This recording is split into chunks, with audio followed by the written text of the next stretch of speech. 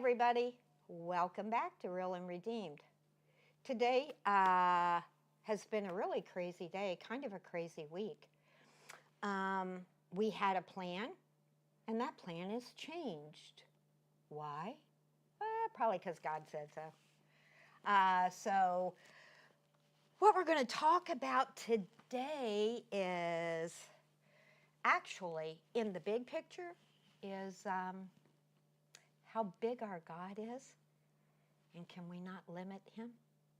Because he does big things. He doesn't do little tiny morsels and then give you another little morsel the next day.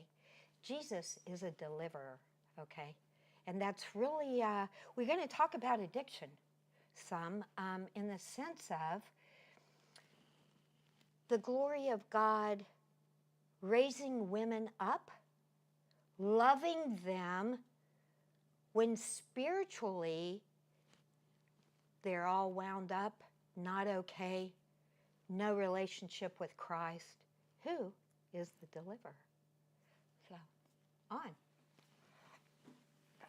Speak some words of wisdom. Yeah, no, that's definitely what we're doing. Like she said, we had a plan, and the plan, so more details to come. Stay tuned. But I will say that I have sat for the last 2 days and poured into some scriptures and thought of my own journey of coming out of drug addiction and being set free and changing my life. And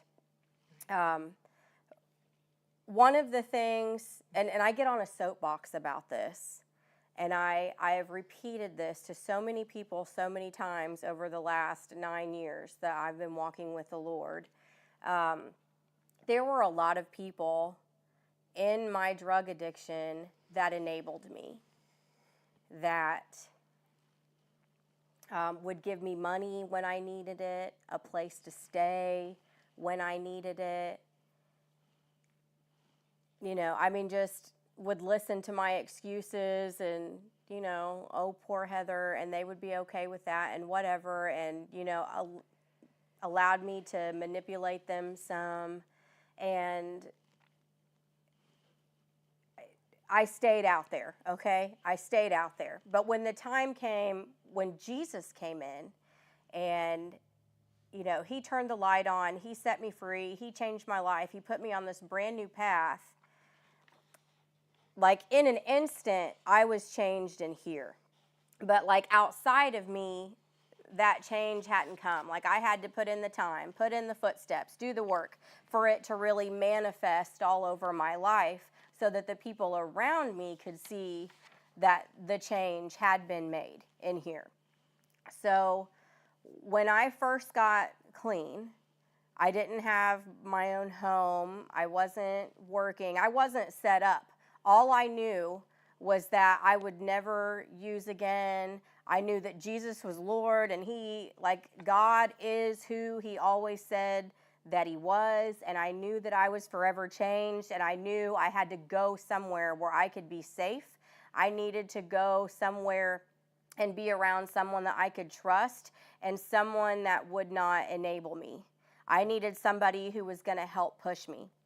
So I ran to my dad. And that's a beautiful thing, because you can look at that there's my dad, and then there's our spiritual father, who he finally had chosen to have this relationship with me after all these years. But the cool thing, about that is that my dad and we were kind of the same way. In my addiction, he was the only person in my life who would not enable me. So, he wasn't giving me money. He wasn't giving me a place to stay. He was calling me out when I would show up to family dinners high as a kite. He was definitely giving me all the crap that I deserved. So when I was looking for that place to go, I knew that I had to go to someone who would not enable me, because I saw where that had gotten me. And it was amazing. It's a miracle, really, to me, that I knew that that's what I needed. So I did. I ran home. I moved back into my dad's house, and I kind of let dad put me through dad boot camp. You know, like I'm out digging holes around the pool, helping do hard physical labor. And I don't know, but and the reason I trusted him, this is the point. It doesn't matter, you know, how it all went down at that point. The reason I trusted him was because I knew that he wouldn't let me fall back into that. He wouldn't put up with my excuses and my crap. If I tried to BS him, like, that was not going to fly. Okay? And I knew that, and that provided me with a sense of safety. Does that make sense? Yes. I needed safety. I needed stability, but it needed to come from a place of firmness, from excellence, from a high standard, and from like a firm, unwavering, this is the way. Because I had already done all of these other ways, and I knew that that didn't work. Were you going to say something? No. Oh, okay. All right. So that was that. So that's very important to me. And I've shared that with so many people over the last 9 years that's how I feel about it. You know, we cannot, it wasn't good for people to enable me, and we cannot continue to enable other people. So I'm digging in the scriptures, okay? If you go to John chapter 5, verses 25 and 26, and this is so important.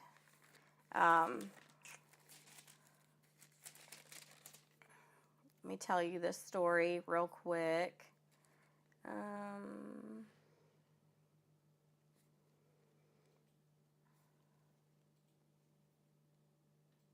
Okay, hold on. Maybe give me a second. Hold on.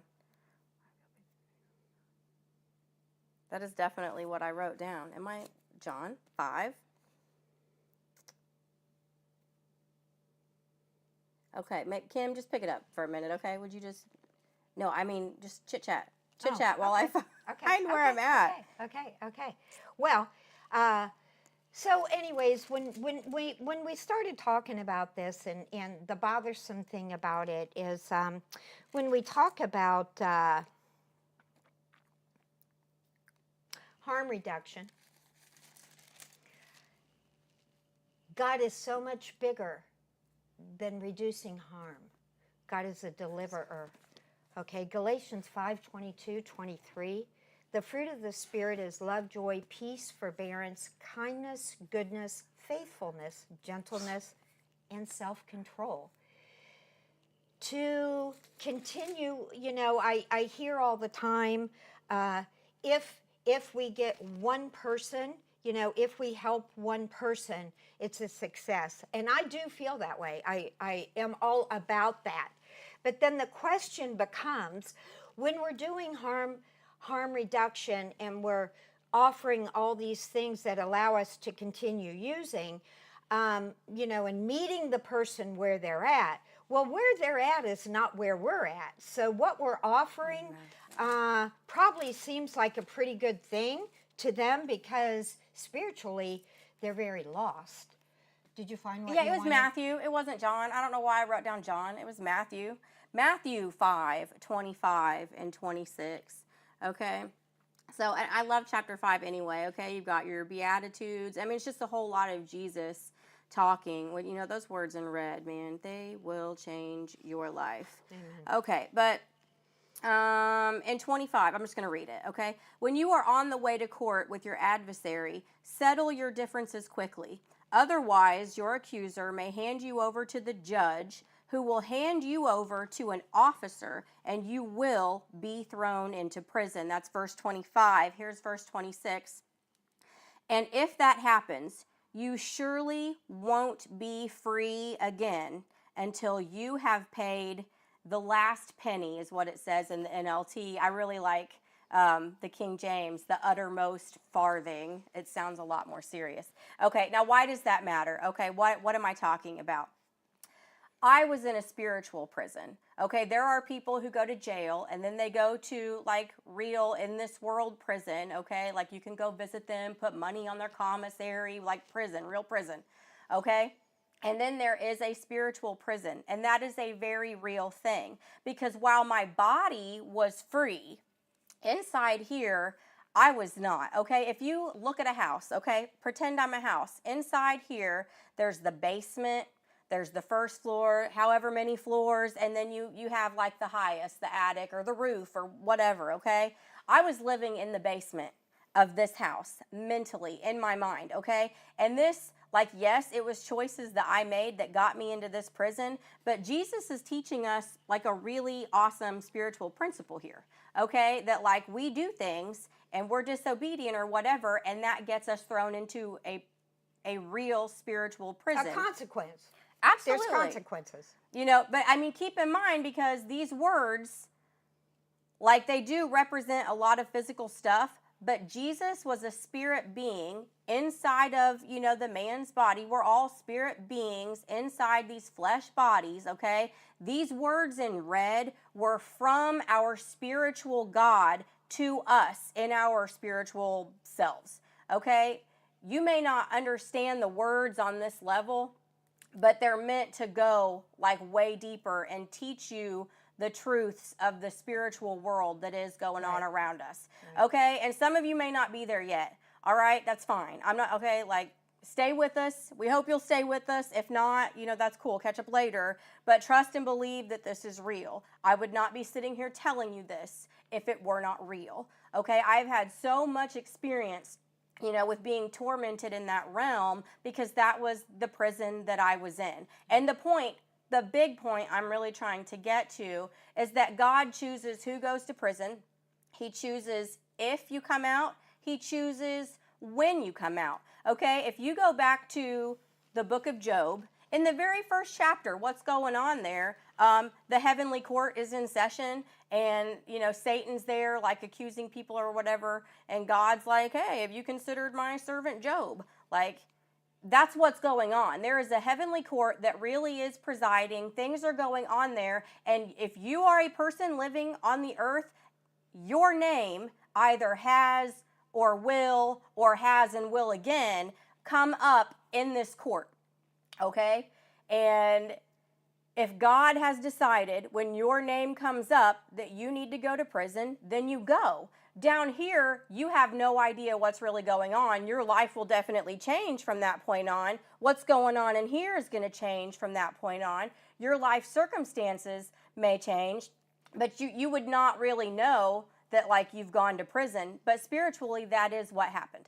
Okay? And I'm saying all of this to say that it is up to God how you get out and when you get out. And if He has put you there, then you need to be experiencing the consequences of your actions. He needs you to go through this dark season in order for you to be able to be pulled out at the end. Okay? Like, Jesus is your redemption. He died for you, but the fact of the matter is, there are still consequences of our actions, and God doesn't like unbalanced weights, okay? So we go to prison. And then once you have paid that uttermost farthing, then He will pull you out, okay? And He, you know, He gave me that revelation that I was in a prison, and He gave me the revelation that I had come up before the court, and that they said, you know, my time was served and I'm out, okay? And having survived that and having an understanding of what that did for me, going through that time in that spiritual prison and just all that stuff, it bothers me to see other people interfering with other people's prison sentences. Oh, Can you say words and just let me get a drink of coffee? And very good. What we're having here, I think, is opposing viewpoints, and that's really good, because without lies, we wouldn't know what truth was. We have to have opposition. Opposition always brings truth, okay? So what we're feeling like here is our God is so big that I'll tell you the truth. I do not want to be handing a active drug addict boofing material when Jesus comes. Boofing? Is that okay for me? Kim, what's boofing?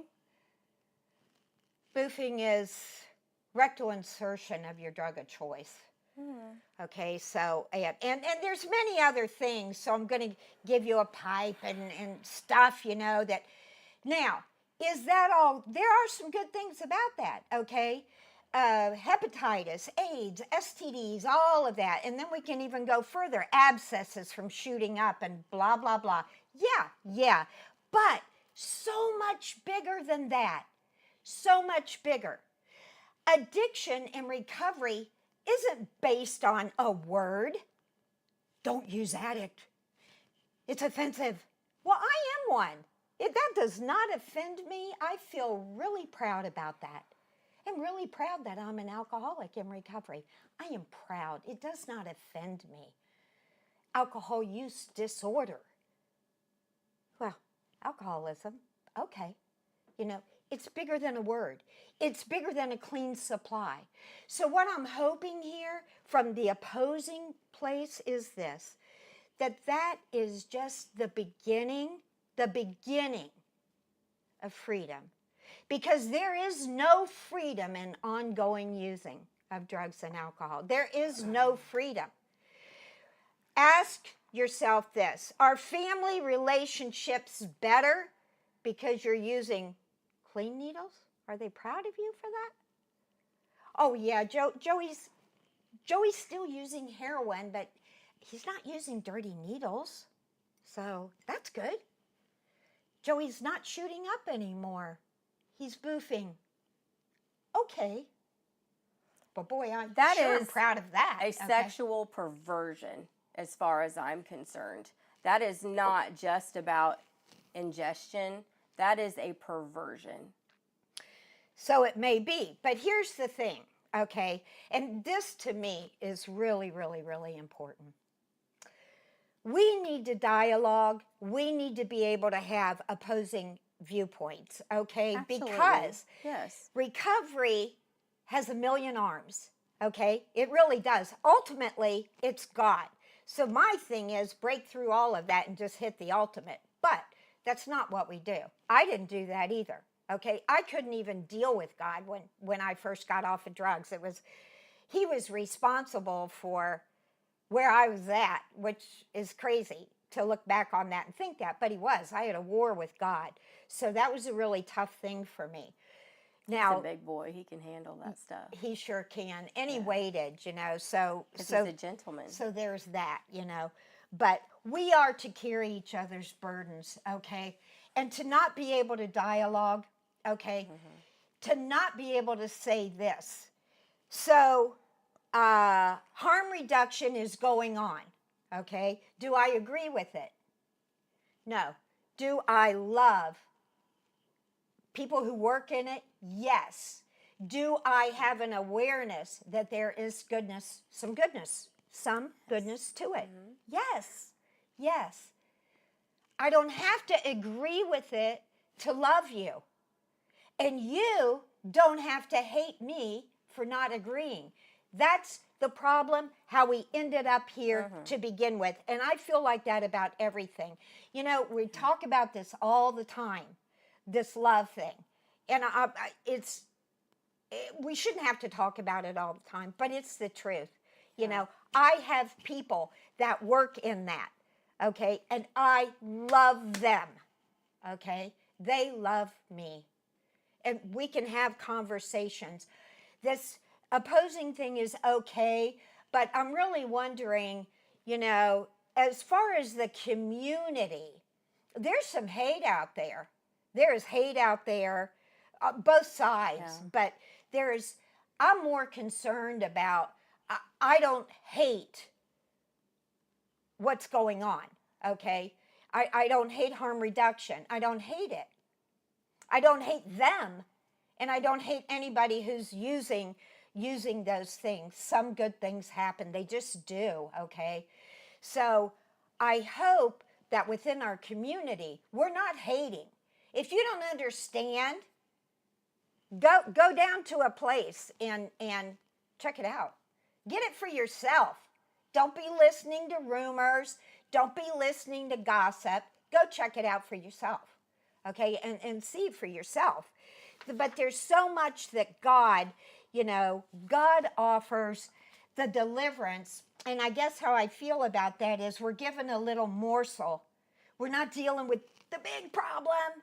Now, eventually the big problem might be dealt with after we continue using. So all those souls that are in that spiritual bondage, they're not even, they are so not free. So not free. Okay? Relationships cannot be prepared because you're reducing harm. Okay? God repairs relationships. God repairs us and enables us to repair. The Lord is close to the brokenhearted and saves those who are crushed in spirit. That's Psalms 34:18. And He is. He loves you. If you continue to use, He loves you. If you stop, He loves you. He loved you before you ever picked it up, and He'll love you if you never lay it down. Why? Because that's what He's about. That's what we're about. But we have opinions, okay? And it's okay. That isn't, I hate you, okay? It's not. It's like, let's talk, okay? Yeah. Let's talk. Let's love. I disagree. This isn't the only thing. I have disagreements with some of the people that I love the most in my life. And guess what? It's okay. It's okay. They still love me. I still love them. I learn a little bit. That's what it all should be about. Do you have some words? Look, and also, where do you want to be when Jesus comes back? Well. You don't want to be boofing. Well. I'm sorry. Just say it. I had to look that word up. I didn't know anyone, like I knew the drill. No, I know. But I didn't know that there was a name for it. We didn't call it that, though. We called it up the butt. That's what we called it. Up the butt. That's what we called it, up the butt. Now it's got its own name, And okay, boofing sounds like funness a little bit, boof, whatever. Why do people boof? Most of your receptors are in your anus, to tell you the truth, okay? Many drug addicts out there have had experience with boofing. I just didn't call it that, all right? And to advertise and teach someone how to safely boof, if someone says that's boof, crazy to one me. more time.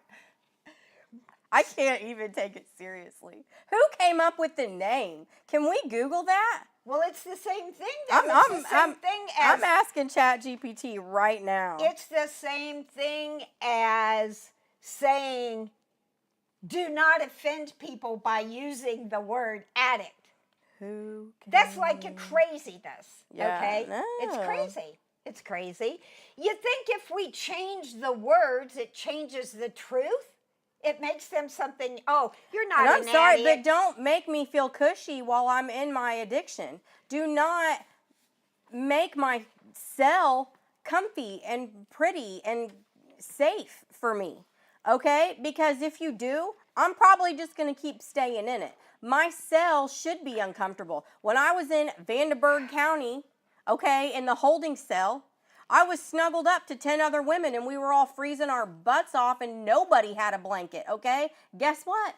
I didn't go back to that jail, okay? I had a crappy time there. I was uncomfortable there. I was sad there. I was cold. I was so cold, okay? So no, I will not be doing that again, all right? But I have to learn that by having a crappy time in my prison cell. So don't make it cushy. But we're bearing burdens. We are, and so is that viewpoint. Okay? Seriously. They're saying this word's been around since the 80s and the 90s. Harm reduction has been around for a long time. Okay? A long time. The government is full force. Education is full force. It's all full force for that. Okay? With a good thought behind it. They are trying to bear burdens also with that whole addiction thing. Not for the addicts, but those who have opioid use disorder, which is addicts.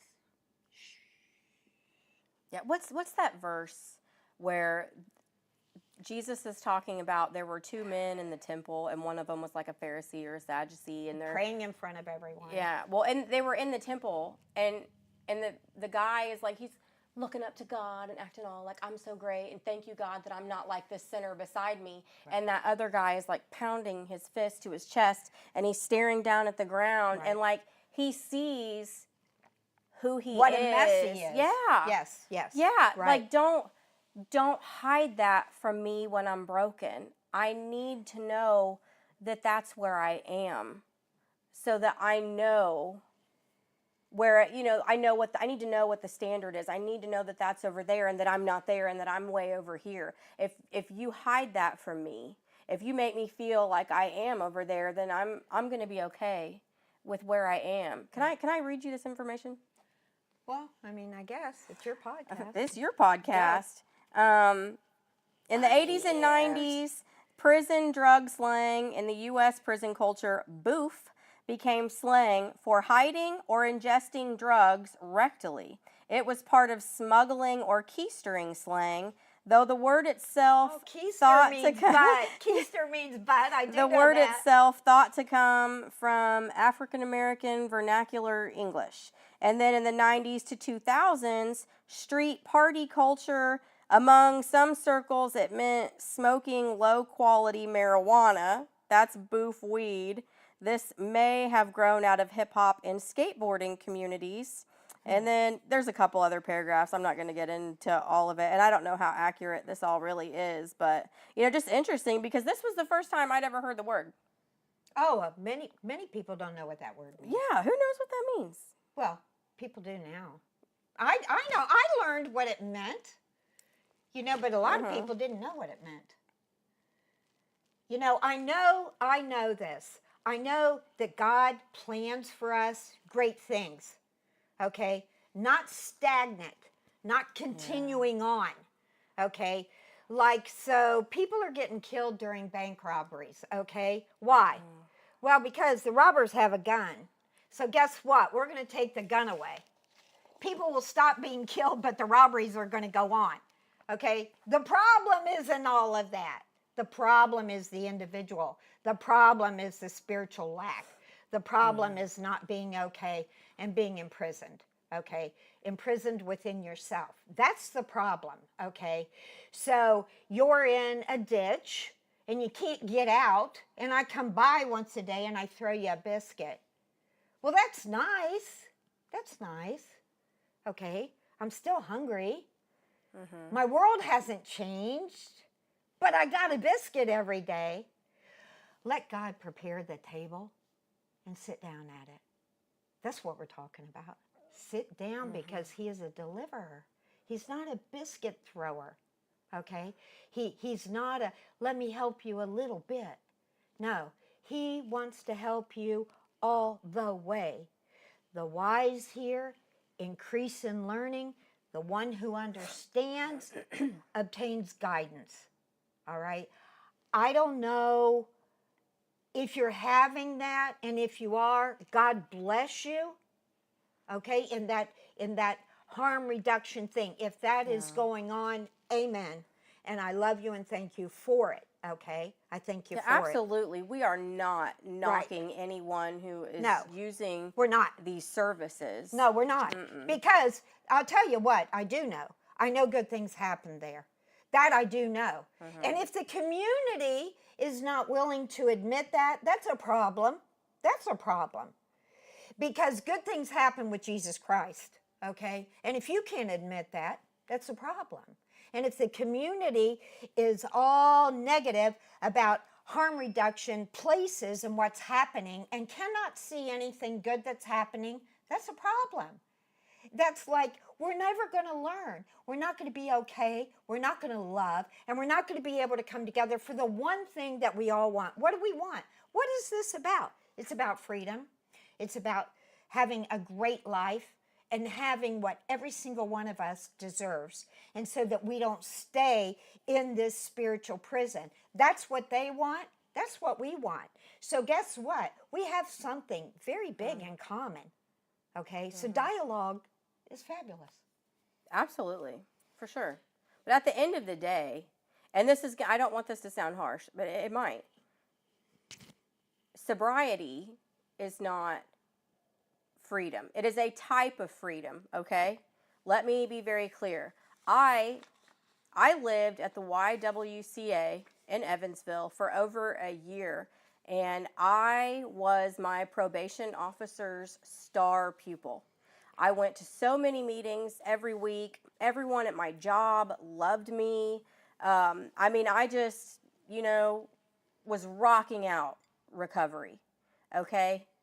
And then things happened in my life, and then I found out rock bottom had a basement. And that is where Jesus found me, okay? So let me tell you that for that time that I was rocking out recovery, I was going to church a lot of Sundays. I was occasionally going to a Bible study, but I did not fully lay down my addiction of men. Okay, so let me tell you that I was sober, but I was not clean and I was not free. Now, it wasn't until I found out that rock bottom has a basement, aka, I'm not for sure what verse it is, but I'll tell you exactly what it says. That demon was cast out, but I didn't fill myself back up. So when that demon came back and found out that this vessel was empty, he went and got 7 bigger, friends. badder ones, Yep. and they all moved in, Right. and then I was worse off than I was before. Okay, that's the real spiritual term for rock bottom had a basement. Okay, and I know if you've been to AA, NA, Celebrate Recovery, any other A that you could A, you've heard that term. Okay, but I'm telling you, that's what is really going on right there. And you Google it. Jesus said it. So anyway, but that's where Jesus found me when I was in that place that was lower, the lowest of the low. Okay, and from that moment, I was clean and I was free. I was forever changed. And that was a whole different deal than what I had been before. So you can be sober and not be clean and not be free. And I've walked that out. And I guarantee there's probably some of you out there who know exactly what I'm talking about. And I say this because at the end of the day, okay, recovery is a good goal. Being sober is a good goal. But that is not the end all be all, okay? Jesus Christ said, I am the way, the truth, and the life. No one comes to the Father except through me. So, and you can't serve 2 masters. That's what it says in Matthew. And if you want to have real life, abundant life, a life with fruit, a life with connection to other people, a life, a joy, reparation, and peace, and love, and purpose, and all of that, it's not just going to be because you got sober, okay? Because it takes way more than that. Okay, and you can't even do that for yourself. You can go to rehab. You can, go use harm reduction tools until you quit, and then you can stop using drugs, and you can be on a dry high or a dry drunk or whatever you want to call it, but you can still be miserable. You can still be lonely. You can still be, disturbed in your mind. See, I'll forget this, so I am going to interrupt and say something, okay? Because we're not just talking about... One of the things that really kills me, okay, there is such a difference between believing in God and Jesus and being saved and religion. Religion. That's why a lot of people don't even want to deal with Christianity or people who talk about Jesus because of religion, okay? So religion is not God and Jesus. Man-made religion, all right? And there's a million of them, and they made all of these rules and all of this stuff, that God's stuff is really simple, okay? There's not 50 million rules, okay? He loved you before you came. He brought you. You have a purpose. He wants the best for you. And then he wants you for eternity too. That's how simple it is.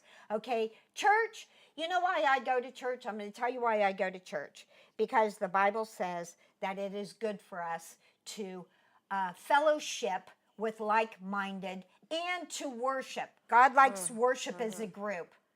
Yeah. Okay, so I play the bass, Heather sings, and we love worship, okay? But we worship at home also. Yes. But don't get confused about, we're not talking about religion, okay? Religion's not what we're talking Look, about. James 1:27 says, religion that God our Father accepts as pure and faultless is this, to look after orphans and widows in their distress and Amen. to keep oneself from being polluted by the world. Amen. That's the religion Right, that Jesus is really talking about. right. And that's all we want. And I think we did a really great job with opposing viewpoints. I really do. And, you know, it's bigger than a word. It's bigger than the word addict and alcoholic. Hey, we need to talk about this Walmart situation. I need everybody. We got to round the troops up on this one.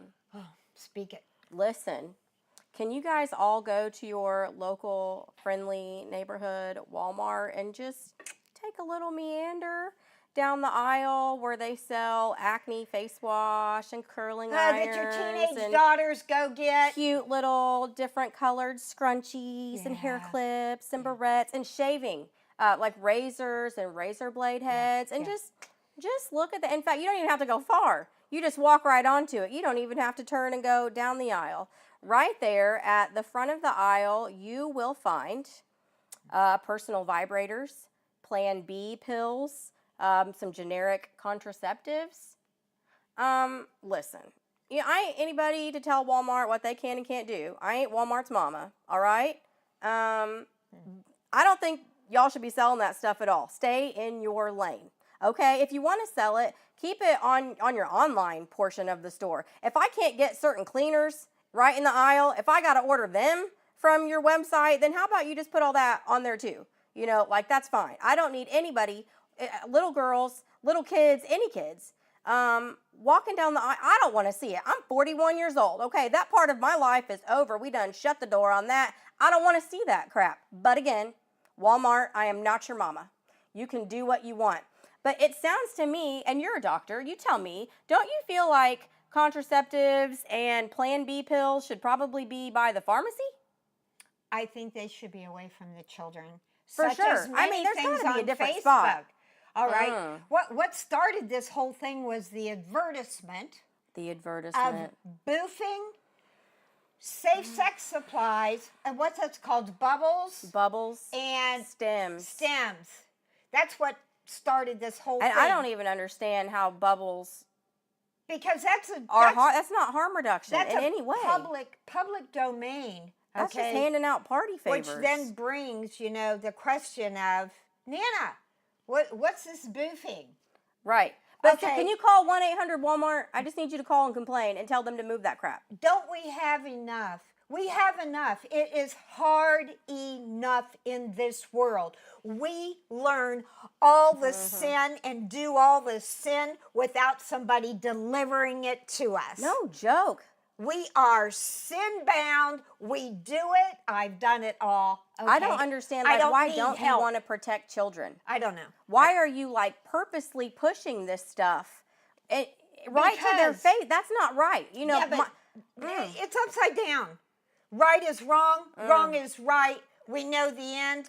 We what know who Bible wins, verse said you know? that's exactly, was it in Timothy, 1 Timothy or 2 Timothy, that in the end times, let me just look, I have used this more times than I've never used it one time. I always bring the iPad in here and then I don't, but I've used it like 3 times and she didn't think I was ever going to look anything up, and I am. You chit chat, I'm going to look this up. Well, no, I'm not. I mean, there's really not. Okay. We're at the end of our thing, you know. But here's the thing. Are we? You know, yeah, Okay. because All right, well, hold on. we're sinners. The sin doesn't matter. They're all the same.